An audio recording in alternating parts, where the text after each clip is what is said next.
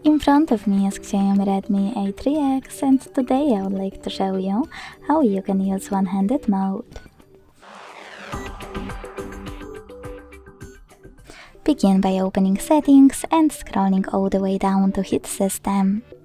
Then select the gestures, tap on one-handed mode and use this switcher to activate it. If you are using 3 keys navigation, you need to scroll all the way down instead and use this switcher. Hit got it and use one-handed mode thanks to this shortcut. If you are using gestures though, I just need to change mine real quick.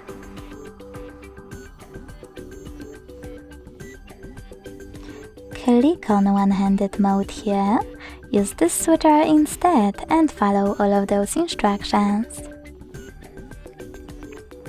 Then go back by swiping up or clicking on this area.